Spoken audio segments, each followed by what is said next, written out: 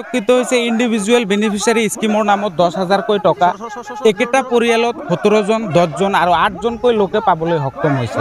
এই বিটিচি চৰকাৰখনে কৈছে এইটো সম অধিকাৰ সম বিকাশৰ নামত এটা আঁচনি প্ৰয়াস কৰিছে। সেই আঁচনিৰ নামত 10,000কৈ টকা একেটা পৰিয়ালত 7জন 17জন 10জনকৈ পাবলৈ সক্ষম হৈছে। এয়া আমাৰ পৰিলক্ষিত হৈছে। এয়া কি মুনমুন ব্ৰহ্ম ডাঙৰীয়ানীৰ সম বিকাশ সম অধিকাৰ নেকি? এনেকুৱা কেলেংকাৰী এই নেতৃত্বই চৰকাৰখনে কৰি আছে আমাৰ পৰিলক্ষিত হৈছে। আৰু এটা বিষয় চাব লাগিব, BPFৰ যিবিলাক নেতা পালি নেতাবোৰ আছে তেওঁলোকে সকলোৱে মিলাই 2 লাখ টকাৰ স্কিমটো তেওঁলোকৰ নেতা পালি নেতাসকলে পাইছে। আৰু 10,000কৈ টকা যি স্কিম চিফ 3জন মানুহে গোটেই দেৱীতলা VCDCৰ পইচাখিনি পাইছে। এয়া আমাৰ পৰিলক্ষিত হৈছে। আমি পৰ্বতজোৰা জিলা ABMCয়ে ধিক্কাৰ দিছোঁ, গৰিহণা দিছোঁ।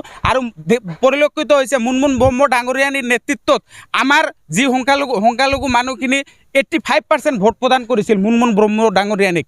ভোট প্ৰদান কৰাৰ পিছত তাইৰ যি অহংকাৰী ভাৱ, এই অহংকাৰী জবাব আমি আগন্তুক এছেম্বলি ইলেকশ্যন 2026 চনত দিবলৈ ওলাইছোঁ। আৰু ইয়াৰ তদন্ত উচিত তদন্ত যদি অতি সোনকালে নহয়, এই 7জন 10জন আৰু 8জন মানুহে পাবলৈ যে সক্ষম হৈছে, ইয়াৰ উচিত তদন্ত নহয়, আমি VCDC অফিচ 48 ঘণ্টাৰ ভিতৰত তলা মাৰিবলৈ বাধ্য হ'ম। আমাৰ নেতৃত্বত ABMCৰ নেতৃত্বত আৰু দল সংগঠনৰ নেতৃত্বত দেৱীতলা VCDC অফিচ তলা মৰা হ'ব।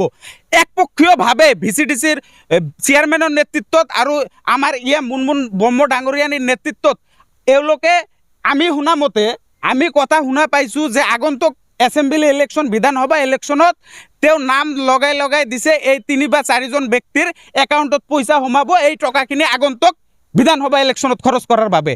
ইয়াই নেকি সম বিকাশ সম অধিকাৰ? বিটিচি চৰকাৰৰ ইয়াই নেকি সম বিকাশ সম অধিকাৰ? মুনমুন ব্ৰহ্ম ডাঙৰীয়ানী ইমান অহংকাৰ কিয় হ'লে? 3 মাহ হোৱা নাই এজনী হৈছে, এই অহংকাৰ ক'ত পালে? আমি কেতিয়াও মানি নলওঁ। আৰু যি পালি নেতাবোৰে আছে আগন্তুক বিধানসভা নিৰ্বাচনত ৰাইজৰ আগত যদি যায়, ৰাইজে আপোনালোকক পহু খেদা দিবলৈ বাধ্য হ'ব। কৰ্মী আমি এটা কথা ক'লোঁ যে আগন্তুক বিধানসভা নিৰ্বাচনত এই টকাখিনি খৰচ কৰিব বুলি আমি এটা শুনা পাইছোঁ। ৰাইজৰ কথা, এইটো আমাৰ কথা নহয়। ৰাইজে কৈছে যে আগন্তুক বিধানসভা ইলেকশ্যনত মুনমুন ব্ৰহ্ম ডাঙৰীয়ানীয়ে এই টকাখিনি খৰচ কৰিব। সেই হিচাপত 3জন বা 4জন ব্যক্তিক বাছনি কৰি তেওঁলোকৰ পৰিয়ালৰ এনেকুৱা এটা পৰিয়াল আছে, আপুনি সেইজন ছোৱালী বিয়া পাতি ধুবুৰী জিলাত বিয়া হৈছে, সেই ছোৱালীৰ একাউণ্টতো পইচা আছে। কাগজে কথা ক'ব, এইটো ABMCৰ কথা নহয়, এইটো কাগজে নাম দিছে, ইয়াত লিষ্ট আছে, একাউণ্ট নম্বৰ আছে, আপোনালোকে মাৰি দেখিব পাৰিব। এইখিনি পইচা এইটো কোনো স্কিম নহয়, এইটো কোনো ৰাইজক দিয়া স্কিমৰ কোনো ধৰণৰ স্কিম নহয়। এইখিনি হৈছে BPFৰ নেতা পালি নেতাবোৰক দিয়া স্কিম।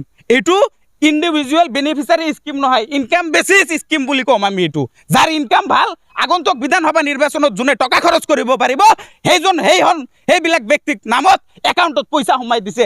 আমি ABMCয়ে এইটো কেতিয়াও মানি নলওঁ। আৰু ৰাইজে কৈ আছে এই পইচাখিনি বোলে আগন্তুক বিধানসভা নিৰ্বাচনত মুনমুন ব্ৰহ্ম ডাঙৰীয়ানী টকাখিনি খৰচ কৰিব। যদি খৰচ নকৰে বা এইখিনি পইচা উচিত তদন্ত হয়, 48 ঘণ্টাৰ ভিতৰত যদি ইয়াৰ তদন্ত নহয়, আমি দেৱীতলা VCDC অফিচ তলা মাৰিম।